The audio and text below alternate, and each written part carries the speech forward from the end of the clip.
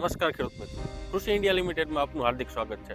તો ખેડૂત મિત્રો, આજે આપણે સુલતાનપુર ગામના એક એવા અગ્રણી ફાર્મરને મળવા આવેલા છીએ કે તમે આજે અત્યારે જગ્યાએ ઊભા છે. અમે આજે સરસ કપાસ જોવો છો. એ કપાસમાં આપણું કૃષિ ઇન્ડિયા લિમિટેડ દ્વારા બનાવવામાં આવેલ ZSP નો ઉપયોગ કર્યો છે. તો આવો આજે આપણે એમને મળીને એમનો અનુભવ જાણીએ. રામ રામ.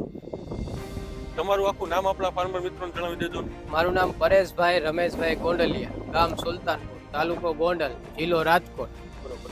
હવે પ્રવીણભાઈ, આપણે જે જગ્યાએ અત્યારે ઊભા છીએ અહીંયા તમારે કેટલા વીઘાના કપાસનું વાવેતર છે? 8 વીઘા.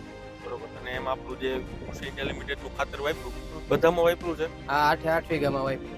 બરોબર. તો પહેલા તમે જે અન્ય ખાતર વાપરતા આ વખતે પહેલી વાર ઉપયોગ કર્યો કે આની પહેલા પણ વાપર્યું છે? આની પહેલા ક્યારેય નથી વાવ્યું, આ પહેલી જ વાર વાવ્યું. શું તમારો અનુભવ રહ્યો? આમાં થોડુંક રિઝલ્ટ વધારે મળ્યું. દર વખતે કરતા હે ને આ ખાતરમાં ફેર ઘણો છે.